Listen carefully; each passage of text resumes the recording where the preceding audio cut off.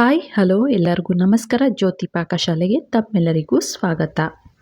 ಇಂದಿನ ವಿಡಿಯೋದಲ್ಲಿ ನಾನು 5 ನಿಮಿಷದಲ್ಲೇ ದಿಢೀರಂತ ಮಾಡಿಕೊಳ್ಳಬಹುದಾದಂತಹ 5 ರೀತಿಯ ಚಟ್ನಿ ರೆಸಿಪಿಗಳನ್ನು ನಿಮ್ಮೊಂದಿಗೆ ಶೇರ್ ಮಾಡ್ಕೊಳ್ತಾ ಇದ್ದೇನೆ.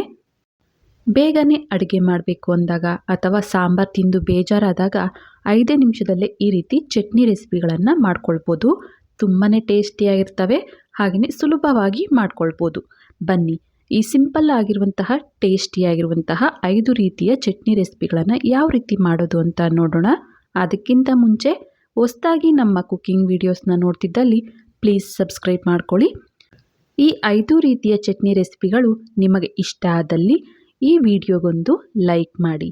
ನಾನು ಮೊದಲಿಗೆ ಕ್ಯಾಪ್ಸಿಕಮ್ ಚಟ್ನಿನ ಯಾವ ರೀತಿ ಮಾಡೋದು ಅಂತ ತೋರಿಸ್ಕೊಡ್ತಾ ಇದ್ದೇನೆ. ಸಿಂಪಲ್ಲಾಗಿ ರುಚಿಕರವಾದಂತಹ ಈ ಕ್ಯಾಪ್ಸಿಕಮ್ ಚಟ್ನಿನ 5 ನಿಮಿಷದಲ್ಲೇ ಯಾವ ರೀತಿ ಮಾಡೋದು ಅಂತ ನೋಡೋಣ ಬನ್ನಿ. ಮೊದಲಿಗೆ ನಾನಿಲ್ಲಿ ಗ್ಯಾಸ್ ಮೇಲೆ ಬಾಣಲೆನ ಇಟ್ಟು ಗ್ಯಾಸನ್ನು ಹಚ್ತೇನೆ. ಈ ಬಾಣಲೆಗೆ ಒಂದು 2 ಟೇಬಲ್ ಸ್ಪೂನ್ ಆಗುವಷ್ಟು ಕಡಲೆ ಬೀಜನ ಸೇರಿಸಿ ಚೆನ್ನಾಗಿ ಇವನ್ನ ಲೋ ಫ್ಲೇಮಲ್ಲೇ ಫ್ರೈ ಮಾಡ್ಕೊಳ್ಬೇಕಾಗುತ್ತೆ.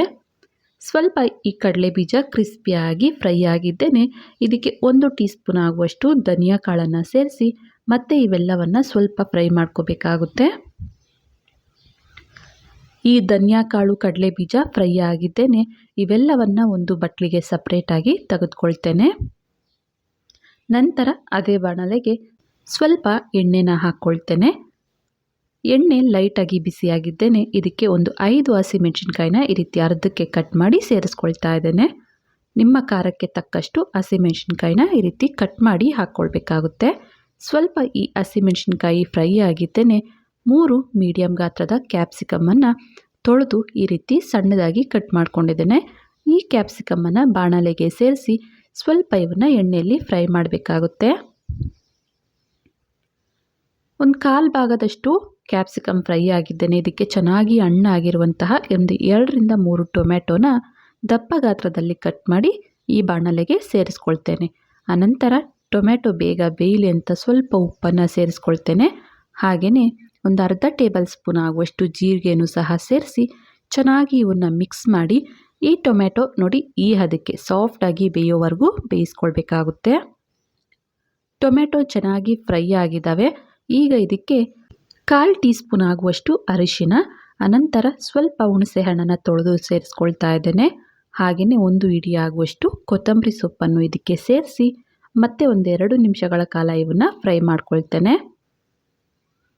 ಕ್ಯಾಪ್ಸಿಕಮ್ಮನ್ನು ಫುಲ್ ಸಾಫ್ಟಾಗಿ ಬೇಯಿಸೋ ಅವಶ್ಯಕತೆ ಇಲ್ಲ. ಕ್ಯಾಪ್ಸಿಕಮ್ ಸ್ವಲ್ಪ 1/4 ಭಾಗದಷ್ಟು ಬೆಂದರೆ ಸಾಕು, ಫುಲ್ ಸಾಫ್ಟಾಗಿ ಬೇಯಿಸೋ ಅವಶ್ಯಕತೆ ಇಲ್ಲ.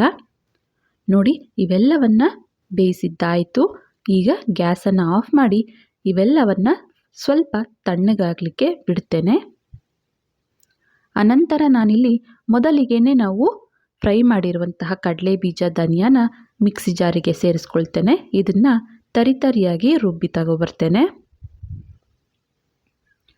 ನೋಡಿ ನೀರನ್ನು ಹಾಕ್ತೇನೆ ಈ ರೀತಿ ತರಿತರಿಯಾಗಿ ರುಬ್ಬಬೇಕು. ಅನಂತರ ಇದಕ್ಕೆ ಬೇಯಿಸಿರುವಂತಹ ಕ್ಯಾಪ್ಸಿಕಮ್ ಟೊಮೆಟೊ ಮಿಶ್ರಣನ ಸೇರಿಸ್ಕೊಳ್ತೇನೆ. ಹಾಗೆಯೇ 1 ಗಡ್ಡೆ ಆಗುವಷ್ಟು ಬೆಳ್ಳುಳ್ಳಿ, ಅನಂತರ ಸ್ವಲ್ಪ ಇದಕ್ಕೆ ನೀರನ್ನು ಸೇರಿಸ್ಕೊಳ್ತಾ ಇದ್ದೇನೆ. ಬಾಣಲೆಗೆ ಸ್ವಲ್ಪ ನೀರನ್ನು ಸೇರಿಸಿ ಮಿಕ್ಸ್ ಮಾಡಿ ಇದಕ್ಕೆ ಹಾಕ್ಕೊಳ್ತಾ ಇದ್ದೇನೆ. ಈಗ ಇದನ್ನು ತರಿತರಿಯಾಗಿ ರುಬ್ಕೋಬೇಕಾಗುತ್ತೆ. ಜಾಸ್ತಿ ನುಣ್ಣಗೆ ಇದನ್ನು ರುಬ್ಬೋ ಹಾಗಿಲ್ಲ. ನೋಡಿ ನಾನಿಲ್ಲಿ ತೋರಿಸ್ತಾ ಇದ್ದೇನೆ. ಈ ಹದಕ್ಕೆ ನಾವು ಈ ಕ್ಯಾಪ್ಸಿಕಮ್ ಚಟ್ನಿನ ರುಬ್ಕೊಳ್ಬೇಕಾಗುತ್ತೆ. ಅಲ್ಲಲ್ಲಿ ಕ್ಯಾಪ್ಸಿಕಮ್ ಟೊಮೆಟೊ ಬಾಯಿಗೆ ಸಿಗೋ ರೀತಿ ಇರಬೇಕು. ಈಗ ಕ್ಯಾಪ್ಸಿಕಮ್ ಚಟ್ನಿ ರೆಡಿ ಆಯಿತು. ಈ ಚಟ್ನಿನ ಒಂದು ಬಟ್ಲಿಗೆ ಸಪ್ರೇಟಾಗಿ ತೆಗೆದುಕೊಳ್ತೇನೆ. ಅನಂತರ ಈ ಚಟ್ನಿಗೆ ಒಗ್ಗರಣೆನ ಮಾಡ್ಕೊಳ್ಳೋಣ.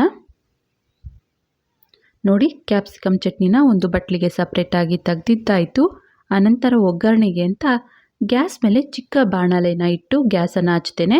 ಇದಕ್ಕೆ ಸ್ವಲ್ಪ ಎಣ್ಣೆನ ಹಾಕ್ಕೊಳ್ತೇನೆ. ಎಣ್ಣೆ ಲೈಟಾಗಿ ಬಿಸಿಯಾಗಿದ್ದೇನೆ. ಸ್ವಲ್ಪ ಸಾಸಿವೆ ಚಿಟಪಟ ಅಂದ ನಂತರ 1 ಟೇಬಲ್ ಸ್ಪೂನ್ ಆಗುವಷ್ಟು ಇದಕ್ಕೆ ಉದ್ದಿನ ಕಾಳು ಅಥವಾ ಉದ್ದಿನ ಬೇಳೆನ ಸೇರಿಸ್ಕೊಳ್ತೇನೆ. ಅನಂತರ ಸ್ವಲ್ಪ ಕರಿಬೇವನ್ನು ಸೇರಿಸಿ ಈ ಉದ್ದಿನ ಕಾಳು ಅಥವಾ ಉದ್ದಿನ ಬೇಳೆನ ಲೈಟಾಗಿ ಕಲರ್ ಚೇಂಜ್ ಆಗುವವರೆಗೂ ಇವನ್ನ ಎಣ್ಣೆಯಲ್ಲಿ ಫ್ರೈ ಮಾಡಿಕೊಂಡ್ರೆ ಸಾಕು. ನಾವಿಲ್ಲಿ ಈ ಚಟ್ನಿನ ಎಣ್ಣೆಗೆ ಹಾಕಿ ಬೇಯಿಸೋ ಅವಶ್ಯಕತೆ ಇಲ್ಲ. ಎಲ್ಲವನ್ನು ನಾವು ಎಣ್ಣೆಯಲ್ಲಿ ಫ್ರೈ ಮಾಡಿ ರುಬ್ಬಿರೋದ್ರಿಂದ ಹಾಗೆಯೇ ಇದಕ್ಕೆ ಒಗ್ಗರಣೆನ ಮಾಡ್ಕೊಳ್ಬೋದು. ನೋಡಿ, ಉದ್ದಿನಕಾಳು ಲೈಟಾಗಿ ಕಲರ್ ಚೇಂಜ್ ಆಗಿದ್ದಾವೆ. ಗ್ಯಾಸನ್ನು ಆಫ್ ಮಾಡಿ ಈ ಒಗ್ಗರಣೆನ ಮಾಡಿಟ್ಟಂತಹ ಚಟ್ನಿಗೆ ಸೇರಿಸ್ಕೊಳ್ತಾ ಇದ್ದೇನೆ. ಒಗ್ಗರಣೆಯನ್ನು ಚಟ್ನಿಗೆ ಸೇರಿಸಿ ಚೆನ್ನಾಗಿ ಇದನ್ನು ಮಿಕ್ಸ್ ಮಾಡ್ಕೊಳ್ಳೋಣ. ನೋಡ್ಬೋದು, ಸಿಂಪಲ್ಲಾಗಿ ಟೇಸ್ಟಿಯಾದಂತಹ ಕ್ಯಾಪ್ಸಿಕಮ್ ಚಟ್ನಿ ರೆಡಿ ಆಯಿತು. ಈ ಚಟ್ನಿ ಅಂತೂ ಚಪಾತಿ, ಅನ್ನ, ರೊಟ್ಟಿ, ದೋಸೆ ಯಾವುದರ ಕಾಂಬಿನೇಷನ್ ಆದರೂ ಈ ಚಟ್ನಿ ಅಂತೂ ತುಂಬಾ ಟೇಸ್ಟಿಯಾಗಿರುತ್ತೆ. ನೋಡಿದ್ರಲ್ಲ ಕ್ಯಾಪ್ಸಿಕಮ್ ಚಟ್ನಿ ಮಾಡುವ ವಿಧಾನ. ನೆಕ್ಸ್ಟ್ ನಾನಿಲ್ಲಿ ಬೆಂಡೆಕಾಯಿ ಚಟ್ನಿ ಯಾವ ರೀತಿ ಮಾಡ್ಕೊಳ್ಬೋದು ಅಂತ ತೋರಿಸ್ಕೊಡ್ತಾ ಇದ್ದೇನೆ. ತುಂಬಾ ಸಿಂಪಲ್ಲಾಗಿ ದಿಢೀರಂತ ಬೆಂಡೆಕಾಯಿ ಚಟ್ನಿನ 5 ನಿಮಿಷದಲ್ಲಿ ಯಾವ ರೀತಿ ಮಾಡೋದು ಅಂತ ನೋಡೋಣ ಬನ್ನಿ. ಮೊದಲಿಗೆ ನಾನಿಲ್ಲಿ ಗ್ಯಾಸ್ ಮೇಲೆ ಬಾಣಲೆನ ಇಟ್ಟು ಗ್ಯಾಸನ್ನು ಹಚ್ತೇನೆ. ಇದಕ್ಕೆ 1 ಗ್ಲಾಸ್ ಆಗುವಷ್ಟು ನೀರನ್ನು ಸೇರಿಸ್ಕೊಳ್ತಾ ಇದ್ದೇನೆ. ನೀರು ಸ್ವಲ್ಪ ಬಿಸಿಯಾಗಿದ್ದೇನೆ. ಇದಕ್ಕೆ ನೋಡ್ಬೋದು, 1/4 kg ಹೆಚ್ಚು ಕಮ್ಮಿ ಆಗುವಷ್ಟು ಬೆಂಡೆಕಾಯಿನ ನೀಟಾಗಿ ತೊಳೆದು ಬಟ್ಟೆಯಲ್ಲಿ ಒರೆಸಿ ಈ ರೀತಿ ಉದ್ದಕ್ಕೆ ಕಟ್ ಮಾಡಿ ಈ ಬಾಣಲೆಗೆ ಸೇರಿಸ್ಕೊಳ್ತೇನೆ. ಅನಂತರ ಚೆನ್ನಾಗಿ ಹಣ್ಣಾಗಿರುವಂಥ 2 ಟೊಮೆಟೊನು ಸಣ್ಣದಾಗಿ ಕಟ್ ಮಾಡಿ ಇದಕ್ಕೆ ಸೇರಿಸ್ಕೊಳ್ತೇನೆ. ಹಾಗೆಯೇ ಇದಕ್ಕೆ ಹಸಿಮೆಣಸಿನ್ಕಾಯಿನ ಸೇರಿಸ್ಕೊಳ್ತಾ ಇದ್ದೇನೆ. ನಾನಿಲ್ಲಿ ಒಂದು 6ರಿಂದ 7 ಆಗುವಷ್ಟು ಹಸಿಮೆಣಸಿನ್ಕಾಯಿನ ಈ ರೀತಿ ಅರ್ಧಕ್ಕೆ ಕಟ್ ಮಾಡಿ ಸೇರಿಸ್ಕೊಳ್ತಾ ಇದ್ದೇನೆ. ಖಾರಕ್ಕೆ ತಕ್ಕಷ್ಟು ಹಸಿಮೆಣಸಿನ್ಕಾಯಿನ ನೀವಿಲ್ಲಿ ಬಳಸ್ಬೋದು. ಒಮ್ಮೆ ಇದನ್ನು ಮಿಕ್ಸ್ ಮಾಡಿ ಲಿಡ್ಡನ್ನು ಕ್ಲೋಸ್ ಮಾಡಿ ಲೋ ಟು ಮೀಡಿಯಮ್ ಊರಿಲಿ ಇವನ್ನ ಚೆನ್ನಾಗಿ ಬೇಯಿಸ್ಕೊಳ್ಬೇಕಾಗುತ್ತೆ. ನೋಡಿ, ಬೆಂಡೆಕಾಯಿ ಟೊಮೆಟೊ ಎಲ್ಲ ಚೆನ್ನಾಗಿ ಬೇಯ್ತಿದ್ದಾವೆ. ಮತ್ತೊಮ್ಮೆ ಇದನ್ನು ಚೆನ್ನಾಗಿ ಮಿಕ್ಸ್ ಮಾಡಿ ಸ್ವಲ್ಪ ಹುಣಸೆ ಹಣ್ಣು, ಅನಂತರ ಸ್ವಲ್ಪ ಕೊತ್ತಂಬರಿ ಸೊಪ್ಪನ್ನು ಸಹ ಇದಕ್ಕೆ ಸೇರಿಸಿ ನಂತರ ಲಿಡ್ಡನ್ನು ಕ್ಲೋಸ್ ಮಾಡಿ ಮತ್ತೆ 1-2 ನಿಮಿಷಗಳ ಕಾಲ ಇದನ್ನು ಲೋ ಟು ಮೀಡಿಯಮ್ ಊರಿಲೇ ಬೇಯಿಸಬೇಕಾಗುತ್ತೆ. ನೋಡ್ಬೋದು, 1-2 ನಿಮಿಷ ಬೇಯಿಸಿದ್ದಾಗಿದೆ.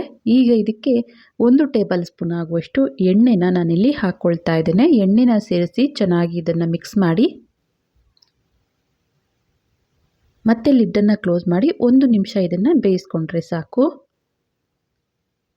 ನೋಡಿ, ಇವೆಲ್ಲ ಚೆನ್ನಾಗಿ ಬೆಂದಿದ್ದಾವೆ.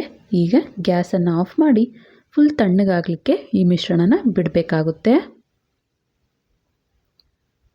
ಈ ಬೆಂಡೆಕಾಯಿ ಮಿಶ್ರಣ ಫುಲ್ ತಣ್ಣಗಾದ ನಂತರ ನಾನಿಲ್ಲಿ ಈ ಕುಟಾಣಿಯಲ್ಲಿ ಚಟ್ನಿನ ಮಾಡ್ತಾ ಇದ್ದೇನೆ. ಕುಟಾಣಿ ಇಲ್ಲ ಅಂದಲ್ಲಿ ಪಲ್ಸ್ ಮೋಡಲ್ಲಿ ಮಿಕ್ಸಿಗೆ ಹಾಕ್ಕೊಳ್ಬೇಕಾಗುತ್ತೆ ಈ ಚಟ್ನಿನ. ಕುಟಾಣಿಗೆ ಒಂದು 7ರಿಂದ 8 ಎಸಲಾಗುವಷ್ಟು ಬೆಳ್ಳುಳ್ಳಿ, ಸ್ವಲ್ಪ ಕಲ್ಲುಪ್ಪನ್ನು ಸೇರಿಸಿ ಈ ಬೆಳ್ಳುಳ್ಳಿನ ಈ ರೀತಿ ಕುಟ್ಟಬೇಕಾಗುತ್ತೆ. ಈ ಬೆಳ್ಳುಳ್ಳಿ ಚೆನ್ನಾಗಿ ಈ ರೀತಿಯಾಗಿ ಮ್ಯಾಶ್ ಆದ ನಂತರ ಈಗ ಇದಕ್ಕೆ ನಾವು ಬೇಯಿಸಿಟ್ಟಂತಹ ಬೆಂಡೆಕಾಯಿ ಮಿಶ್ರಣನ ಸ್ವಲ್ಪನೇ ಸೇರಿಸ್ಕೊಳ್ತಾ ಇದನ್ನು ನಿಧಾನವಾಗಿ ಕುಟ್ಟಬೇಕಾಗುತ್ತೆ. ಈ ರೀತಿ ಕುಟಾಣಿ ಇಲ್ಲ ಅಂದಲ್ಲಿ ಮಿಕ್ಸಿಲಾದರೂ ಈ ಚಟ್ನಿನ ಮಾಡ್ಕೊಳ್ಬೋದು. ಆದರೆ ಪಲ್ಸ್ ಮೋಡಲ್ಲಿ ಆನ್ ಆ್ಯಂಡ್ ಆಫ್ ಮಾಡ್ತಾ ತರಿಯಾಗಿ ಈ ಚಟ್ನಿನ ರುಬ್ಬಬೇಕಾಗುತ್ತೆ. ಫುಲ್ ನುಣ್ಣಗೆ ಮಾಡಿದ್ರೆ ಈ ಚಟ್ನಿ ಟೇಸ್ಟಿಯಾಗಿರಲ್ಲ. ನೋಡಿ, ಸ್ವಲ್ಪ ಇವು ತರಿಯಾಗಿ ಈ ಚಟ್ನಿಯನ್ನು ಈ ರೀತಿ ಕುಟ್ಟಿದ ನಂತರ ಈಗ ಇದಕ್ಕೆ 1/4 ಭಾಗದಷ್ಟು ಈರುಳ್ಳಿನೂ ಸಹ ಸೇರಿಸಿ ಮತ್ತೆ ಇದನ್ನು ಈ ರೀತಿಯಾಗಿ ಕುಟ್ತಾ ಇದ್ದೇನೆ. ಬೆಂಡೆಕಾಯಿ ಅಂದರೆ ಲೋಳೆ ಅಂಶ ಇರುತ್ತೆ ಅಂತ ಕೆಲವರು ತಿನ್ನಲಿಕ್ಕೆ ಇಷ್ಟಪಡಲ್ಲ. ಆದರೆ ಈ ರೀತಿ ಚಟ್ನಿನ ಮಾಡಿಕೊಡಿ, ತುಂಬಾ ಇಷ್ಟಪಟ್ಟು ತಿಂತಾರೆ. ಈ ಚಟ್ನಿ ಅಂತೂ ರಾಗಿ ಮುದ್ದೆ, ರೊಟ್ಟಿ, ಚಪಾತಿಗೆ ಎಲ್ಲ ತುಂಬಾ ಟೇಸ್ಟಿಯಾಗಿರುತ್ತೆ. ನೋಡಿ, ಬೆಂಡೆಕಾಯಿ ಚಟ್ನಿ ರೆಡಿ ಆಯಿತು. ಈ ರೀತಿ ತರಿಯಾಗಿದ್ರೇ ಈ ಚಟ್ನಿ ತುಂಬಾ ಟೇಸ್ಟಿಯಾಗಿರುತ್ತೆ. ಈಗ ಚಟ್ನಿ ರೆಡಿಯಾಗಿದೆ. ಈ ಚಟ್ನಿ ಎಲ್ಲವನ್ನು ನಾನಿಲ್ಲಿ ಒಂದು ಬೌಲ್ಗೆ ಸಪ್ರೇಟಾಗಿ ತೆಗೆದುಕೊಳ್ತಾ ಇದ್ದೇನೆ. ನೋಡ್ಬೋದು, ಬೆಂಡೆಕಾಯಿ ಚಟ್ನಿ ರೆಸಿಪಿ ರೆಡಿಯಾಗಿದೆ. ಈ ಚಟ್ನಿಗೆ ಒಗ್ಗರಣೆ ಬೇಕಾಗಿಲ್ಲ. ಬೇಕು ಅಂದಲ್ಲಿ ಹಾಕ್ಕೊಳ್ಬೋದು, ಇಲ್ಲ ಅಂದಲ್ಲಿ ಸ್ಕಿಪ್ ಮಾಡ್ಬೋದು. ನಾನಿಲ್ಲಿ ಒಗ್ಗರಣೆನ ಹಾಕ್ತಿಲ್ಲ. ಹಾಗೆಯೇ ಈ ಚಟ್ನಿನ ಸರ್ವ್ ಮಾಡ್ತಾ ಇದ್ದೇನೆ. ಮೊದಲಿಗೆ ಹೇಳಿದ ಹಾಗೆ ಈ ಚಟ್ನಿ ಅಂತೂ ರಾಗಿ ಮುದ್ದೆ, ಚಪಾತಿ, ರೊಟ್ಟಿ, ಅನ್ನಕ್ಕೆ ತುಂಬಾ ಟೇಸ್ಟಿಯಾಗಿರುತ್ತೆ. ನೋಡಿದ್ರಲ್ಲ ಬೆಂಡೆಕಾಯಿ ಚಟ್ನಿ ರೆಸಿಪಿ ಮಾಡುವ ವಿಧಾನ. ಈಗ ನೆಕ್ಸ್ಟ್ ನಾವು ಸಿಂಪಲ್ಲಾಗಿ ಟೇಸ್ಟಿಯಾಗಿರುವಂತಹ ಮೂಲಂಗಿ ಚಟ್ನಿ ರೆಸಿಪಿಯನ್ನು ಯಾವ ರೀತಿ 5 ನಿಮಿಷದಲ್ಲಿ ಮಾಡ್ಕೊಳ್ಬೋದು ಅಂತ ತೋರಿಸ್ಕೊಡ್ತಾ ಇದ್ದೇನೆ. ಬನ್ನಿ, ಈ ಸಿಂಪಲ್ಲಾದ ರುಚಿಕರವಾದ ಮೂಲಂಗಿ ಚಟ್ನಿನ ಮಾಡೋದು ಹೇಗೆ ಅಂತ ನೋಡೋಣ. ಮೊದಲಿಗೆ ನಾನಿಲ್ಲಿ ಗ್ಯಾಸ್ ಮೇಲೆ ಬಾಣಲೆನ ಇಟ್ಟು ಗ್ಯಾಸನ್ನು ಹಚ್ತೇನೆ. ಈ ಬಾಣಲೆಗೆ ಸ್ವಲ್ಪ ಎಣ್ಣೆನ ಹಾಕ್ಕೊಳ್ತೇನೆ. ಎಣ್ಣೆ ಲೈಟಾಗಿ ಬಿಸಿಯಾಗಿದ್ದೇನೆ. 2 ಟೇಬಲ್ ಸ್ಪೂನ್ ಆಗುವಷ್ಟು ಕಡಲೆಬೇಳೆ, 2 ಟೇಬಲ್ ಸ್ಪೂನ್ ಆಗುವಷ್ಟು ಉದ್ದಿನ ಕಾಳು ಅಥವಾ ಉದ್ದಿನ ಬೇಳೆನ ಸೇರಿಸ್ಕೊಳ್ಬೇಕಾಗುತ್ತೆ. ಅನಂತರ 1 ಟೇಬಲ್ ಸ್ಪೂನ್ ಆಗುವಷ್ಟು ಧನಿಯಾ ಕಾಳನ್ನು ಇದಕ್ಕೆ ಸೇರಿಸ್ಕೊಳ್ತೇನೆ. ಹಾಗೆಯೇ 1 ಟೀ ಸ್ಪೂನ್ ಆಗುವಷ್ಟು ಇದಕ್ಕೆ ಜೀರಿಗೆನ ಸೇರಿಸಿ ಗ್ಯಾಸನ್ನು ಲೋ ಫ್ಲೇಮಲ್ಲಿಟ್ಟು ಇವೆಲ್ಲವನ್ನು ಚೆನ್ನಾಗಿ ಫ್ರೈ ಮಾಡಬೇಕಾಗುತ್ತೆ. ಲೈಟಾಗಿ ಈ ಉದ್ದಿನ ಕಾಳು ಎಲ್ಲ ಕಲರ್ ಚೇಂಜ್ ಆಗಬೇಕು, ಅಲ್ಲಿವರೆಗೂ ಇವನ್ನು ಲೋ ಫ್ಲೇಮಲ್ಲೇ ಚೆನ್ನಾಗಿ ಫ್ರೈ ಮಾಡಬೇಕಾಗುತ್ತೆ. ಸ್ವಲ್ಪ ಈ ಉದ್ದಿನ ಕಾಳು ಕಡಲೆಬೇಳೆ ಎಲ್ಲ ಲೈಟಾಗಿ ಕಲರ್ ಚೇಂಜ್ ಆಗಿದ್ದೇನೆ. ಖಾರಕ್ಕೆ ತಕ್ಕಷ್ಟು ನಾನಿಲ್ಲಿ ಗುಂಟೂರು ಒಣಮೆಣಸಿನ್ಕಾಯಿನ ಹಾಕ್ಕೊಳ್ತಾ ಇದ್ದೇನೆ. ನಾನಿಲ್ಲಿ ಒಂದು 8ರಿಂದ 10 ಆಗುವಷ್ಟು ಗುಂಟೂರು ಒಣಮೆಣಸಿನ್ಕಾಯಿ, ಅನಂತರ ಕಲರಿಗೆ ಅಂತ ಒಂದು 5 ಬ್ಯಾಡಗೆ ಮೆಣಸಿನ್ಕಾಯಿನ ಹಾಕ್ಕೊಳ್ತಾ ಇದ್ದೇನೆ. ಈ ಬ್ಯಾಡಗೆ ಮೆಣಸಿನ್ಕಾಯಿ ಇಲ್ಲ ಅಂದಲ್ಲಿ ಸ್ಕಿಪ್ ಮಾಡ್ಬೋದು, ಇದ್ರೆ ಹಾಕ್ಕೊಂಡ್ರೆ ಒಳ್ಳೆ ಕಲರ್ ಬರುತ್ತೆ ಈ ಚಟ್ನಿ ಅಂತ ಅಷ್ಟೇ. ಲೋ ಟು ಮೀಡಿಯಮ್ ಊರಿಲಿ ಈ ಒಣಮೆಣಸಿನ್ಕಾಯಿ ಎಲ್ಲ ಗರಿ ಗರಿ ಆಗಬೇಕು, ಅಲ್ಲಿವರೆಗೂ ಇವನ್ನ ಇದೇ ರೀತಿಯಾಗಿ ಫ್ರೈ ಮಾಡ್ಕೊಳ್ಬೇಕಾಗುತ್ತೆ. ಇವೆಲ್ಲ ಚೆನ್ನಾಗಿ ಫ್ರೈ ಆಗಿದ್ದೇನೆ ಇವನ್ನ ಒಂದು ಪ್ಲೇಟಿಗೆ ಸಪ್ರೇಟಾಗಿ ತೆಗೆದುಕೊಳ್ತೇನೆ. ಮೂಲಂಗಿ ಅಂದರೆ ಮಕ್ಕಳಿಗೆ ಇಷ್ಟ ಆಗಲ್ಲ, ಆದರೆ ಈ ರೀತಿ ಚಟ್ನಿನ ಮಾಡಿಕೊಡಿ, ದೋಸೆ ರೊಟ್ಟಿಗೆ ಅನ್ನಕ್ಕೆಲ್ಲ ತುಂಬಾ ಟೇಸ್ಟಿಯಾಗಿರುತ್ತೆ. ಮಕ್ಕಳು ಸಹ ತುಂಬಾ ಇಷ್ಟಪಟ್ಟು ತಿಂತಾರೆ. ಇವೆಲ್ಲವನ್ನು ಒಂದು ಪ್ಲೇಟಿಗೆ ಸಪ್ರೇಟಾಗಿ ತೆಗೆದುಕೊಂಡ ನಂತರ ಅದೇ ಬಾಣಲೆಗೆ ಸ್ವಲ್ಪ ಎಣ್ಣೆನ ಸೇರಿಸಿ 2 ಮೀಡಿಯಂ ಗಾತ್ರದ ಈರುಳ್ಳಿನ ಈ ರೀತಿ ಕಟ್ ಮಾಡಿ ಇದಕ್ಕೆ ಸೇರಿಸ್ಕೊಳ್ತಾ ಇದ್ದೇನೆ. ಸ್ವಲ್ಪ ಈರುಳ್ಳಿನ ಎಣ್ಣೆಯಲ್ಲಿ ಫ್ರೈ ಮಾಡ್ಕೋಬೇಕಾಗುತ್ತೆ. ಲೈಟಾಗಿ ಇವು ಕಲರ್ ಚೇಂಜ್ ಆಗಬೇಕು, ಅಲ್ಲಿವರೆಗೂ ಇವನ್ನ ಫ್ರೈ ಮಾಡ್ಕೊಳ್ಬೇಕಾಗುತ್ತೆ. ಸ್ವಲ್ಪ ಈರುಳ್ಳಿ ಫ್ರೈ ಆಗಿದ್ದೇನೆ. ಈಗ ಇದಕ್ಕೆ 1 ಗಡ್ಡೆ ಆಗುವಷ್ಟು ಬೆಳ್ಳುಳ್ಳಿನ ಸೇರಿಸ್ಕೊಳ್ತಾ ಇದ್ದೇನೆ. ಬೆಳ್ಳುಳ್ಳಿನ ಸೇರಿಸಿ ಅನಂತರ ಇದಕ್ಕೆ 2 ಮೀಡಿಯಂ ಗಾತ್ರದ ಮೂಲಂಗಿನ ಸಿಪ್ಪೆನ ಎರೆದು ಸಣ್ಣದಾಗಿ ಕಟ್ ಮಾಡಿ ಮೂಲಂಗಿನೂ ಸಹ ಇದಕ್ಕೆ ಸೇರಿಸ್ಕೊಳ್ತೇನೆ. ನಾನಿಲ್ಲಿ ಮೀಡಿಯಂ ಗಾತ್ರದ 2 ಮೂಲಂಗಿನ ತೆಗೆದುಕೊಂಡಿದ್ದೇನೆ. ಮೂಲಂಗಿನೂ ಸಹ ಸೇರಿಸಿ ಎಣ್ಣೆಯಲ್ಲಿ ಚೆನ್ನಾಗಿ ಇವನ್ನ ಫ್ರೈ ಮಾಡ್ಕೊಳ್ಬೇಕಾಗುತ್ತೆ. ಮಕ್ಕಳಾಗಿರ್ಬೋದು ಅಥವಾ ಕೆಲವರು ದೊಡ್ಡವರೇ ಆಗಿರ್ಬೋದು, ಮೂಲಂಗಿನ ಸಾಂಬಾರಿಗೆ ಹಾಕಿದಾಗ ತೆಗೆದಿಟ್ಟು ಸೈಡಿಗೆ ತಿಂತಾರೆ. ಹಾಗಾಗಿ ಈ ರೀತಿ ಚಟ್ನಿನ ಒಮ್ಮೆ ಟ್ರೈ ಮಾಡಿ, ತುಂಬಾ ಟೇಸ್ಟಿಯಾಗಿರುತ್ತೆ. ಮೂಲಂಗಿಯಿಂದ ಮಾಡಿದ್ದೀವಿ ಅಂತಲೂ ಗೊತ್ತಾಗಲ್ಲ. ಸ್ವಲ್ಪ ಈ ಮೂಲಂಗಿ ಎಣ್ಣೆಯಲ್ಲಿ ಫ್ರೈ ಮಾಡ್ಕೊಂಡಿದ್ದೇನೆ. ಈಗ ಇದಕ್ಕೆ ಸ್ವಲ್ಪ ಹುಣಸೆ ಹಣ್ಣನ್ನು ಸೇರಿಸ್ಕೊಳ್ತೇನೆ. ಅನಂತರ ಸ್ವಲ್ಪ ಕರಿಬೇವನ್ನು ಸಹ ಇದಕ್ಕೆ ಸೇರಿಸ್ಕೊಳ್ತೇನೆ. ಹಾಗೆಯೇ ಇದಕ್ಕೆ ಸ್ವಲ್ಪ ಕೊತ್ತಂಬರಿ ಸೊಪ್ಪನ್ನು ಸಹ ಈ ರೀತಿ ಕೈಯಲ್ಲೇ ಮುರಿದು ಸೇರಿಸ್ಕೊಳ್ತೇನೆ. ಅನಂತರ ಒಂದು 1/4 ಟೀ ಸ್ಪೂನ್ ಆಗುವಷ್ಟು ಇದಕ್ಕೆ ಅರಿಶಿನನೂ ಸಹ ಸೇರಿಸ್ಕೊಳ್ತೇನೆ. ಇವೆಲ್ಲವನ್ನು ಸೇರಿಸಿ ಚೆನ್ನಾಗಿ ಇದನ್ನು ಮಿಕ್ಸ್ ಮಾಡ್ಕೊಳ್ಳೋಣ.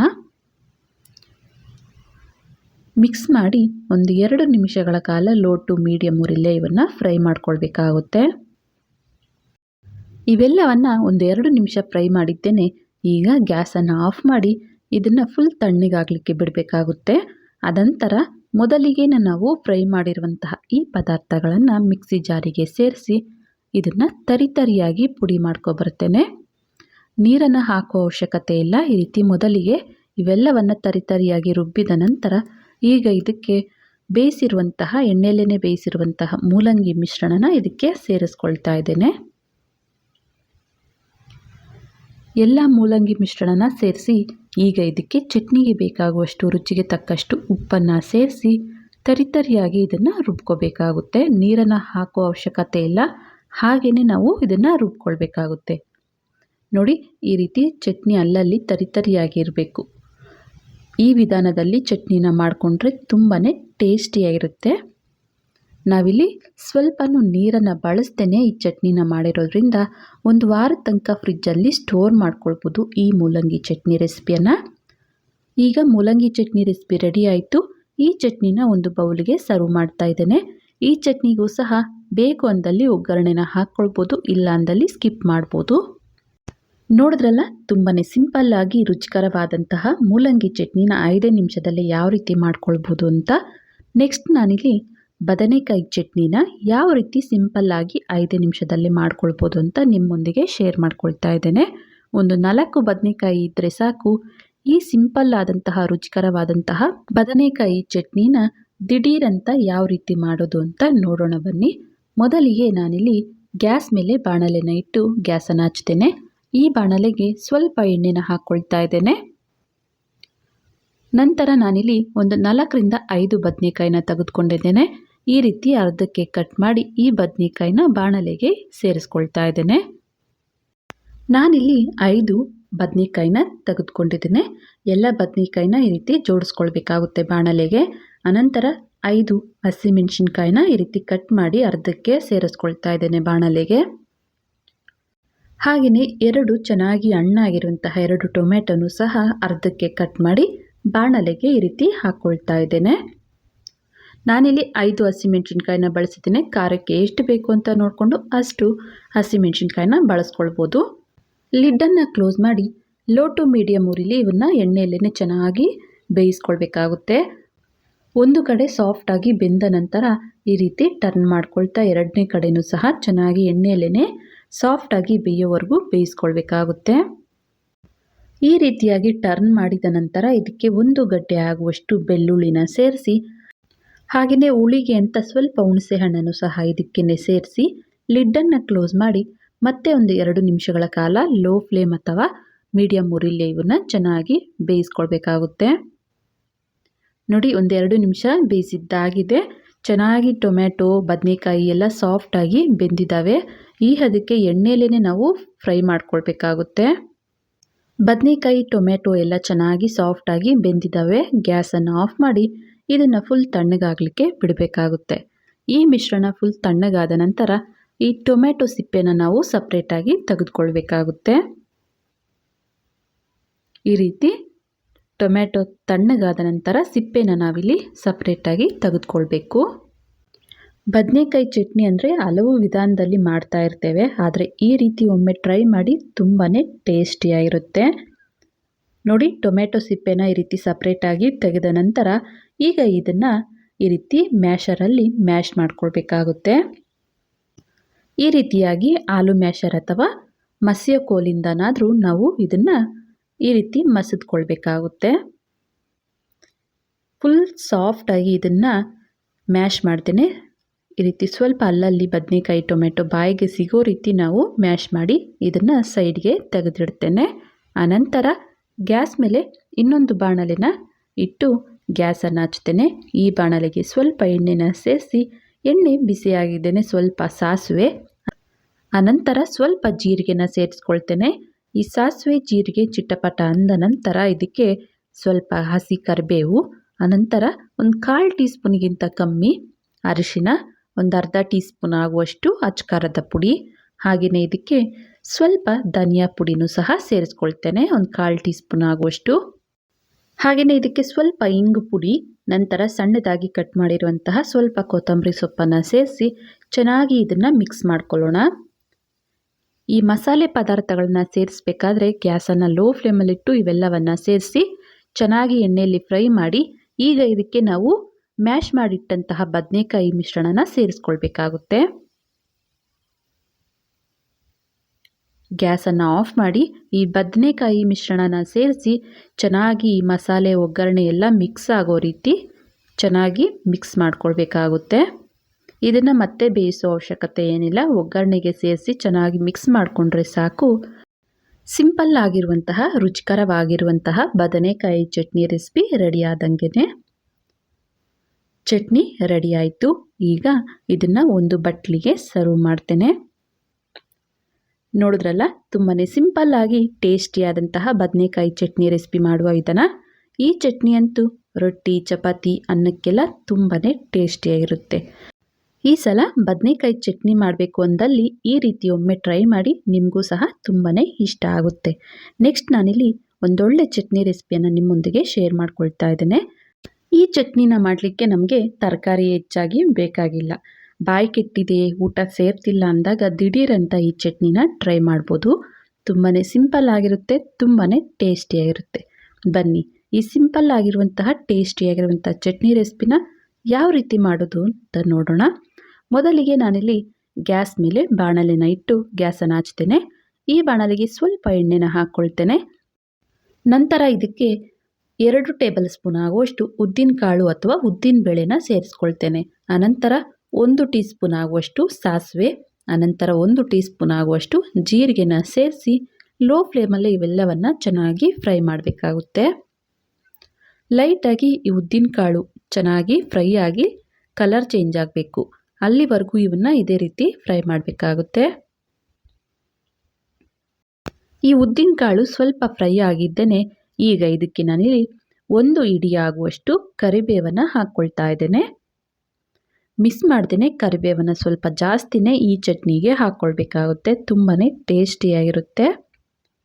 ಕರಿಬೇವನ್ನು ಸೇರಿಸಿ ಮತ್ತೆ ಇವನ್ನು ಚೆನ್ನಾಗಿ ಫ್ರೈ ಮಾಡಬೇಕು. ಸ್ವಲ್ಪ ಈ ಕರಿಬೇವು ಕ್ರಿಸ್ಪಿ ಆದ ನಂತರ ಈಗ ಇದಕ್ಕೆ ಖಾರಕ್ಕೆ ಅಂತ ಒಣಮೆಣಸಿನ್ಕಾಯಿನ ಹಾಕ್ಕೊಳ್ಬೇಕಾಗುತ್ತೆ. ನಾನಿಲ್ಲಿ ಒಂದು 6ರಿಂದ 7 ಆಗುವಷ್ಟು ಗುಂಟೂರು ಒಣಮೆಣಸಿನ್ಕಾಯಿ, ಆನಂತರ 4 ಬ್ಯಾಡಗೆ ಮೆಣಸಿನ್ಕಾಯಿನ ಸೇರಿಸ್ಕೊಳ್ತೇನೆ.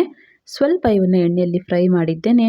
ಹುಳಿಗೆ ಅಂತ ಸ್ವಲ್ಪ ಹುಣಸೆ ಹಣ್ಣನ್ನು ಇದಕ್ಕೆ ಸೇರಿಸ್ಕೊಳ್ತಾ ಇದ್ದೇನೆ. ಹುಳಿ ಎಷ್ಟು ಬೇಕು ಅಂತ ನೋಡಿಕೊಂಡು ಅಷ್ಟು ಹುಣಸೆ ಹಣ್ಣನ್ನು ಸೇರಿಸ್ಕೊಳ್ಬೇಕಾಗುತ್ತೆ. ಹುಣಸೆ ಹಣ್ಣನ್ನು ಈ ಬಾಣಲೆಗೆ ಸೇರಿಸಿ ಲೋ ಫ್ಲೇಮಲ್ಲೇ ಇವೆಲ್ಲವನ್ನು ಚೆನ್ನಾಗಿ ಬಿಸಿ ಮಾಡಬೇಕಾಗುತ್ತೆ. ಈ ರೀತಿಯಾಗಿ 1-2 ನಿಮಿಷಗಳ ಕಾಲ ಫ್ರೈ ಮಾಡಿದ್ದೇನೆ. ಈಗ ಇವೆಲ್ಲವನ್ನು ಒಂದು ಪ್ಲೇಟಿಗೆ ಸಪ್ರೇಟಾಗಿ ತೆಗೆದುಕೊಳ್ತೇನೆ. ನಂತರ ಅದೇ ಬಾಣಲೆಗೆ ಸ್ವಲ್ಪ ಎಣ್ಣೆನ ಸೇರಿಸ್ಕೊಳ್ತೇನೆ. ಎಣ್ಣೆ ಲೈಟಾಗಿ ಬಿಸಿಯಾಗಿದ್ದೇನೆ.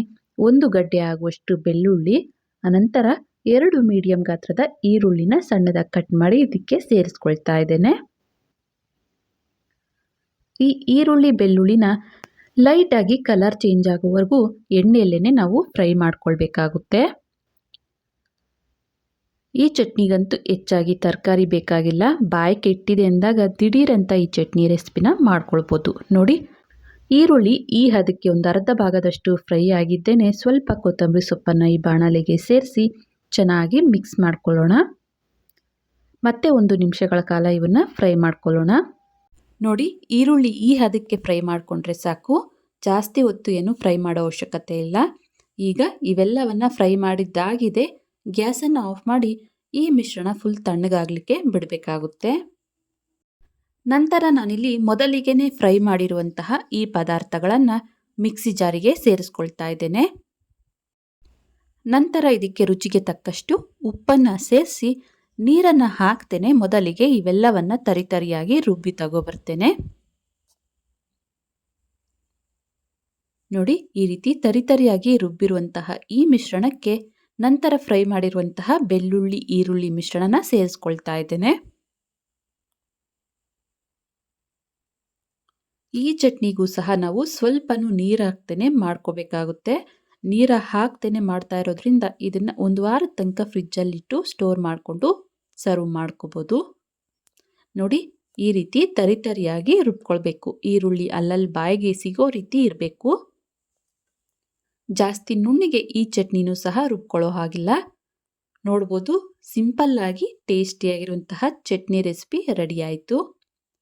ನೋಡಿದ್ರಲ್ಲ, ಹೆಚ್ಚು ತರಕಾರಿ ಬಳಸ್ತೇನೆ ಸಿಂಪಲ್ಲಾಗಿ ರುಚಿಕರವಾದಂತಹ ಚಟ್ನಿ ಮಾಡುವ ವಿಧಾನ. ಈ ಚಟ್ನಿ ಅಂತೂ ಬಿಸಿ ಅನ್ನದ ಜೊತೆಗೆ ತುಂಬಾ ಟೇಸ್ಟಿಯಾಗಿರುತ್ತೆ.